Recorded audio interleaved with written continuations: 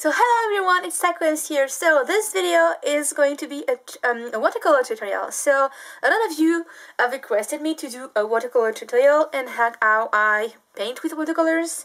To be quite honest with you, I'm not that good. I think I really need more practice and I really need to work more and to have a bit more of a, I don't know, just to practice more before I can even teach you, because I most of the time made mistakes and I try to fix them by adding copic markers or so. But I wanted to make a series of videos about watercolors because you may noticed from one of my previous videos that you can just click here if you want to check it. It's like the flare artwork, and I also use this technique in one of my previous artwork, which is the flight pictures. You can click somewhere in the screen so you can check this out. So I use a technique as for my backgrounds, and I discovered this just by experiencing and trying stuff, and also on YouTube, I just Google for watercolor backgrounds, and I just found really nice way of creating backgrounds, and the best way to really create something is to really start from scratch, to have no sketch. I know it sounds scary, and it sounded scary for me because I usually really take the time to prepare everything. I sketch and I do another sketch and I do the line arts and I trace it on my with the paper, and then I stretch the paper. There's a very long process, and the flare artwork that is one of my last videos was done with this technique, which means that I didn't have any sketches. I didn't plan anything. I didn't have anything on the paper, and you can see it just by looking at the video. I really start from nothing, and the idea of the artwork came from the background, and because every time you're going to use this technique, you're gonna have a different background, even if it's the same tools, the same way of building the background, you will have different results. And of course it takes a time to really see a drawing inside the background, and by seeing a drawing,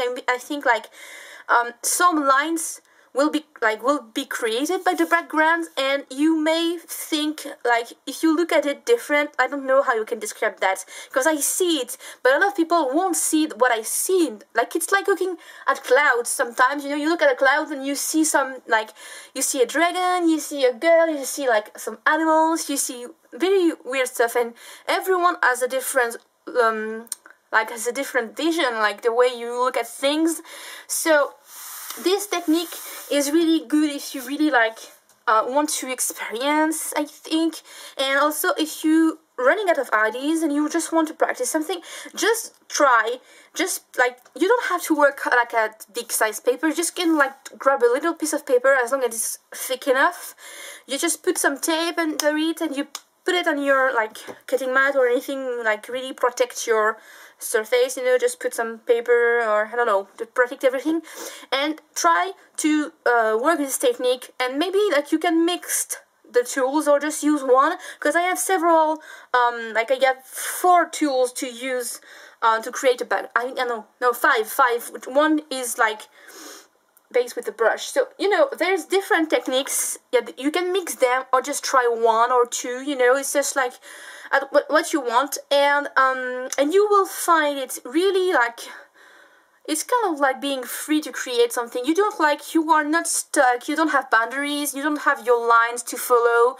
It is really more instinctive, So if you don't want to work and you don't want to ruin, I didn't want to try this technique with really expensive watercolor paper, because it costs maybe $4 for this this size of paper, and if I mess up, I will ruin it, and it's a loss of paper, and it is really expensive. So I found a really cheap watercolor paper from my local art store. I think you can find them if you go to any art stores. I think they have the high quality, the arch paper, a really expensive paper, but they may have a really cheap one, which is not really maybe it's not really as thick as the expensive ones, but it's great to practice and to just try to experience with yeah, with the tools to create a background. But I think it is really nice to really start from nothing, because you have no boundaries. You're just basically creating anything. Like, it is really random, and random makes it really unique, I guess. Because like, every time you will create an artwork, a background with those techniques, you will have a different result. So that is really cool. This is the first video of the series. So today I will show you how to use spray paints. So I use Watercolors, which is this box right here. So this is I don't know if you can really see the name. This is Winsor and Newton paint. Winsor and Newton, and it is really expensive. I don't have like to lie with this. This is a really expensive watercolor box, but it lasts for a really long time. I have this like for 3 years, or maybe like that. And I have another box. So the Winsor and Newton, I used it like to really paint, like to really enhance everything. You know, I work like with I do the shading and everything, because it is a really deep concentrated paint. Like, the pigments are really strong. It's easier to flow, and to, you know, it's really handy. And the other one, it's the Van Gogh. So this is a set that I built myself. They made some sets of Van Gogh. Like, this is like a sturdy watercolors. This is a really, not the cheapest, but it's like really cheaper than the Winsor & Newton. And you can really see the difference, because they are really hard to, like, it's hard to grab the paint. It's hard to put this on the paper. It doesn't, you know, you can see the difference. Like, it's just the same quality, but it is really nice for backgrounds. Because it is inexpensive, so you can just like cover a whole area with them, and you don't have to worry like ruining your watercolors or that, you know. I like to use the cheapest one for backgrounds. The tools like to create a background, and this is working, I think, with a lot of different techniques. You don't have to use watercolors. You can use acrylic paint, as long as it's like really like flowing enough. You know, you can't really use like thick acrylic paint. You have to put a bit more water. Like, it has to flow, and really like for kind of like a dripping technique, you know. So just use like a really flowing water, like really flowing paint. Create a background. So as I told you, here I'm starting with nothing on the paper. It is stretched with the perfect paper stretcher. Yeah. So this is the Ken Bromley Art Supplies Perfect Paper Stretcher. This is a tool that I've been using. I have this in a small size, like, and I also have the bigger one. I have this size, like, it is double the size, twice the size of this one, and I use them both. The bigger one is a bit heavy, so I really like this size. If you want me to do a video on how I stretch, like how I use this and why I use this, and why I think this is really the best tool ever. And if you're really like into watercolors, you can there's different techniques on how to maintain your paper, and also why it is important to stretch it. And, you know, I will make a video on this, because yeah, just like click here, you know. I will put a link when the video is like ready. I will make a tutorial, like a kind of step by step, following me doing like stretching my paper on this board, because it is really important. The tools that you will need to do like backgrounds with watercolors. I don't think it is convenient if you don't have those. So those are like travel size spray bottles. I think you can get like spray bottles in a lot of different drugstore, or I don't know, like makeup store, and don't get like the really expensive one with like a lot of decoration, and just get the cheapest that you can find, because you're going to ruin them. So I got a big, well, not a big one, but I got a bigger one with only plain water, nothing special, it's just water. And I got 3, as you can tell right here, I got a little spray bottles. This is the little that I like. It is the tiniest that I found. So it is. I got 3. I will probably get more, because here are the 3 primary colors. So if you have heard that the primary colors are red, green, and blue, it is wrong. This is not the primary colors. Those are secondary colors. These are they be? Yeah, red, blue. Sorry, green, red and blue are like the colors of light. It's the colors that you use when you look at your computer screens. It's the colors that are, you know, doesn't like it. It's not the same colors when you use paints and like any coloring tool. The primary colors are this three. It is cyan or turquoise or blue, as you want to say, but it's not like a deep, like it's a really turquoise blue, I guess. So it's called cyan. I don't know how you pronounce it in English. Magenta, not pink, not red, magenta, and then you have the yellow. So with those three colors, you can create a lot of different things. You can create purples, you know, with these two. You can create red or oranges, depending on how much you put inside. You know, if you just use a lot of yellow and a bit of pink, you will have an orange. If you use a lot of pinks and a bit of yellow, you're gonna have like a really reddish magenta, I guess. And of course, if you mix this two, you have greens. And if you mix three of them, you can have like, usually use, like they say on paper, that three primary colors will get you to the black, but you have to get a really pure pigments, and you won't have like a really you won't have a black, you will have a deep brown, basically. And be careful, really be careful, if you use the three primary colors in your background, you have to make sure you don't mix the three colors. Try to really, well, unless you want browns, but you know, you're gonna have a really muddy color. It's going to be like a yellowish brown or a greenish, you know, it won't look right. If you like spray those two, then you have beautiful greens, and you come with a pink like this, it's going to be a really like a kind of like an olive greeny, patchy and brown, and not good looking. If you want to work with browns, take another bottle and like make a color, make the brand yourself, like mix magenta, mix the yellow, and add a bit of black and a bit of blue if you want. But like really create, or even just take like the brown watercolor that you have and try to really make the color. You can also make the reds if you want, because sometimes it is hard to get a really deep red. You will have like you will have an orangey but not really deep red. You know, if you can get, we'll get more, because sometimes it's kind of hard to just work with three colors. I really like, I will probably get 2-3 more to have like a black, to have like a gray. One of the best colors that I have is like the grain from the Payne's gray.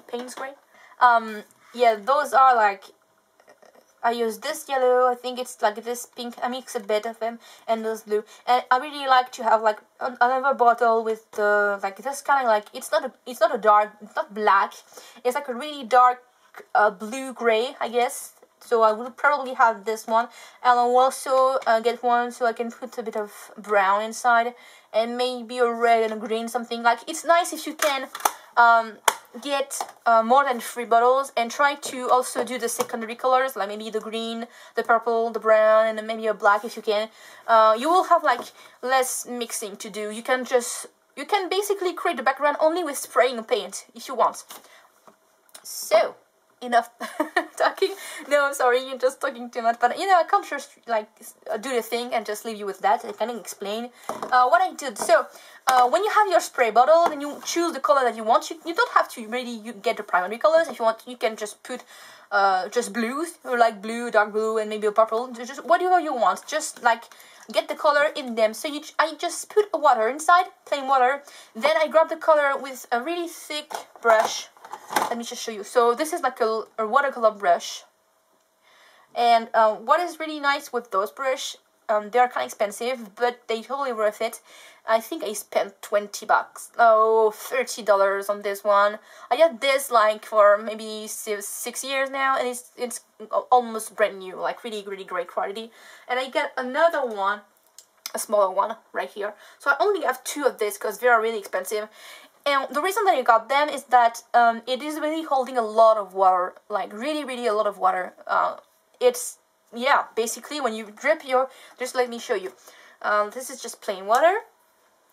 And if I just take, like, it is really full of water, and you can't like, you will have a really precise tip like you can really draw a line, really thin lines, and if you press it, you will have really thick line. That's why I really like this brush, and I use it to like backgrounds and also for a lot of things, even it's like spread on big areas. So what you want to do is you grab your watercolors. If you have like already watercolors in like, you can also get watercolors in little paint tubes like this. I don't know if you like, yeah, and you can like, it's like a liquid form basically. If you can get those, it's really nice. It's going to be easier to put the color inside the water bottle, because you know, if you only have those solid colors, you're gonna have like to really like delay the colors and grab the colors and put it inside the bottles, and you know, and do this until you have like a really nice color. Like it has to really look pink, has to really look like the colors. So, and like, don't think it is too dark. You think like if you spray this directly on paper, it's gonna have like a big splash of pink.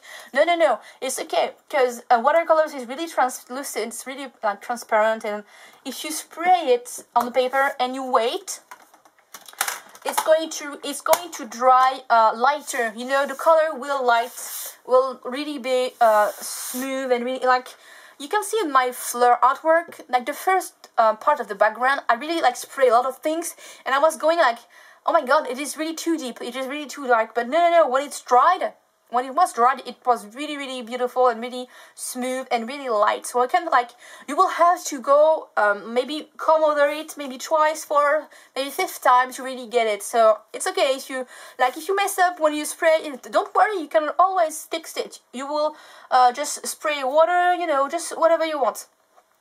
So I've talked enough. I will probably split this in 2-3 videos, because yeah, it's going to be really long. So the first tool that I will show you is how to spray, and then I will show like the salt, the use of salt.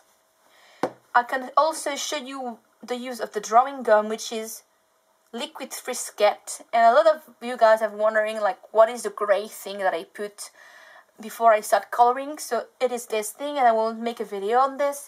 And I will also show you how to use kitchen wrapping paper, or if you don't have those, you can just take like a freezer bag, just any plastic, anything's really plastic and light, so you can just put it onto your paper. So let's go with the water. Let's go with the spray bottle technique. What you want to do, you can like start directly with colors if you want, or you can just start by wetting your paper if you want. So I don't know, what can I do this? Okay, I'm gonna start with water. So like, you don't have to wet all the paper, just kind of like spray in some areas just to wet it like a tiny bit. Just spray randomly. Like if you want to really protect your desk or like where you're working, try to put like, try to have like a big area of working. Like if you mess up, don't put anything that is going to be ruined by water. So just spray water. Don't have to like put a lot. If you don't know what you're doing, just like try to get an angle when you have light. So I'm gonna really soak this part, and here and here. Okay, so you can let it like a bit, you know, just a few seconds to really like have the water. And you're going to take so you can take inks, you can take, because I have inks also, but I don't want to use them right now. You can take your bottle of paint. You can also take your brush and spray paint like by dripping motion. I can just show you this. Like if you don't have a spraying bottle, there's a way to like do the same technique. Just like wet your brush. Try to get a thick brush like this and take the color that you want. So I'm gonna like start with, I'm gonna work with blues today. So just like I'm going to take a deep blue here and mix it a bit like, and take a really like deep blue. Okay, and then maybe add a bit of water, because it is really deep right now. So remember, you have a bit of water on your paper. It's okay, like if you mess up and you have a bunch of different colors like laying on your papers, whatever. So you can just spray like dripping colors like this. If you like if you don't put, like if you have to be, it has like to be a big motion, like really don't hesitate. And it's like it is like you really have to protect everything, because if you spray water everywhere else, it's gonna be really messy. So you can already see the result right here.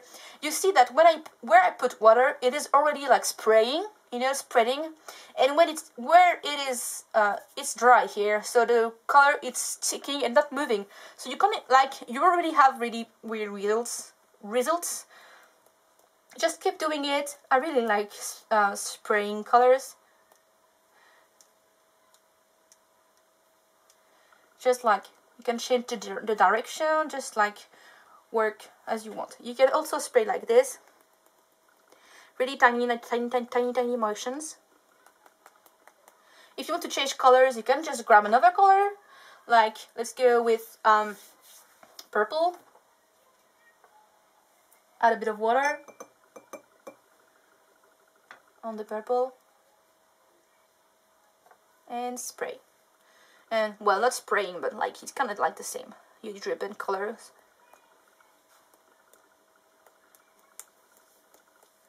And you may think, like, when you do this, you may think, oh my god, it's just completely horrible, that this will look like crap, and you will think that during the entire process. But trust me, it is really, really a great technique. So, I will keep going, and I will probably add a bit of water now. So before it's like you already see that it is really flowing right here, and it's like in here and here when I put water, and the other way the rest, like you already see the shapes coming. It is really weird. So right now I'm going to add a bit of water everywhere, because I want to really like a smooth result. You can just add a bit more water here until it like really soaks, like, and you kind of like removing those like weird spots. Just spray and spray. You can see like it's almost like a blurry effect. You can really create nice results. So you can just let it sit like if you want to, at any stage of your background creation, you can just stop and let it dry. And you can also use a dryer if you want to move colors. So I'm going to do this right now. This is an air dryer, and if I use this on cool air, and it's going to move colors. So you know, and this is how you can move colors.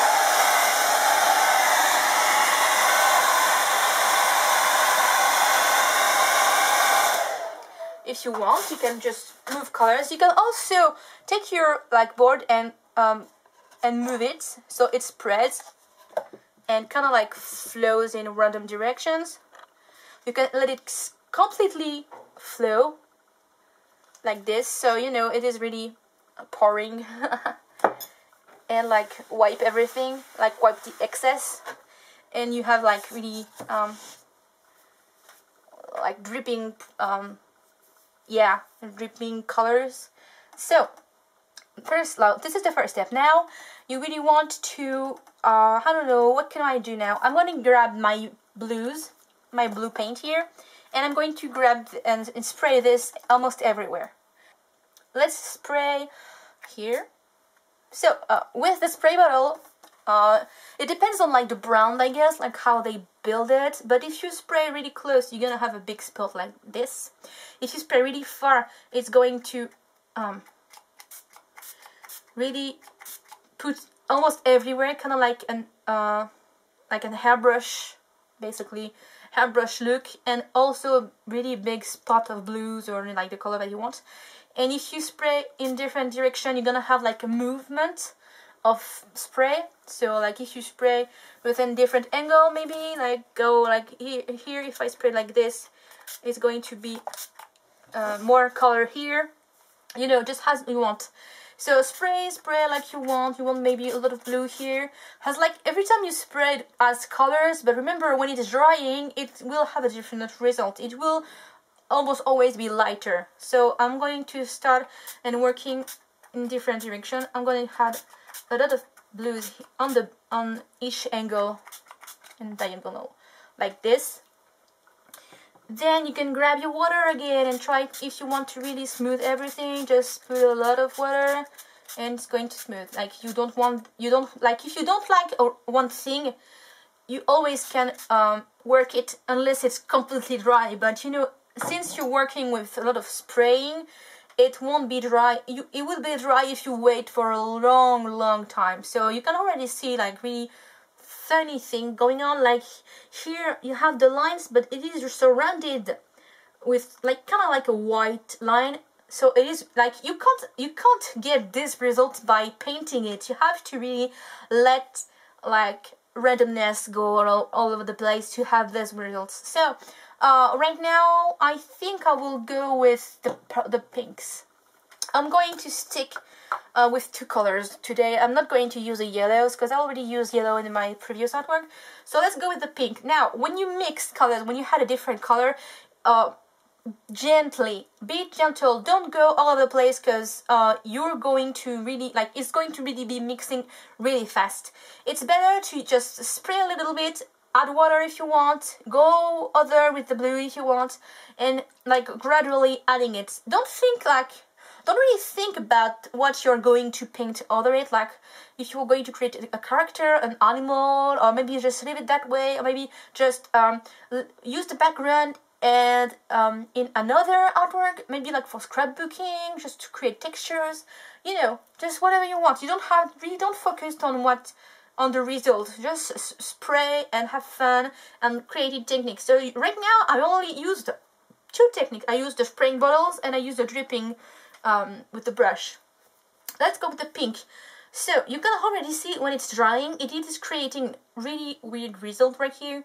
And I'm just going to get the pink right above here and gently. So it is not purple. You can see that it's not purple. The pink is staying on the surface. They are not really mixing. To mix, you have to put a lot of. Now it is purple. You know, it is purple here, but it is pink right here. This is why it's really cool to really use the paints. I'm going to do the same thing here. I hope you can really see everything. And get the pinks right now. Get the pinks here. And what? A bit of in the middle. Like this. I don't like white spots. But try to really, try to not put paints everywhere, because if you really like saturate the paper, you won't be able to create something above it. No, just put a bit of water here. I think it's too. I really want to mix this. And now what you want to do is you have a lot of if you have a lot of paint, because right now I have a lot of water, I have a lot of paints. You can let it dry if you want. You can absorb it. Here comes the salt. Any kind of salt, of course, if you have different thickness, if you're a really light salt and a really fine granulated, or if you have a thick salt, it's going to give different results, of course. I only have this, so I'm just going to spray this one. So with salt, basically the salt, you know, we use salt on snow, like when you have the roads and highways soaked with snow. We have to use salt to remove it, because salt is drinking water, basically. Salt is drinking water, so every time you will put, if I put salt, it's going to soak the water, and it's going to leave a light spot underneath when it dries. So if you want to remove some of the colors, there's two ways. You can grab any piece of tissue or paper if you want, and just press it like this. You see, I remove color really easily. It's not dry, so I'm just removing colors if I want. You can also grab it and add it in another areas if you want. This is just like how you add colors. You can also use a sponge if you have. You can also, if you have any kind of sponge, you can just take it and do the same thing. It's kind of like it will create textures also if you want. Anywhere, just have fun, gently creating the texture that you want. You can use this, or you can use salt. With salt, as always, be gentle. If you put this on a really if you put too much, it's going to be like a giant mess, like a giant chunk of salt, not really pretty. So be gentle. I'm going to add a bit of salt to where it is not dry. So just like tiny amount, and add a bit more where you want, like this, just creating the what it's kind of like, it will make like white dots, and the more you want, like the more you add, the more white dots you will have. And it is really important, okay, if you use the salt technique and if you put salt,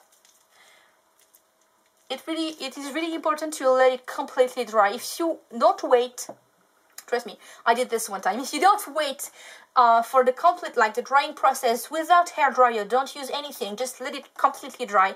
If you don't wait, it's going to be like you will not have results. Like the salt won't make anything. If you really wait it to dry, you will have really randomness and really beautiful random results. Because the best way to create a background is just letting, like, let the product work on its own. It is really, really important. So when you have put salt, you can just wait. I'm going to add a bit more here.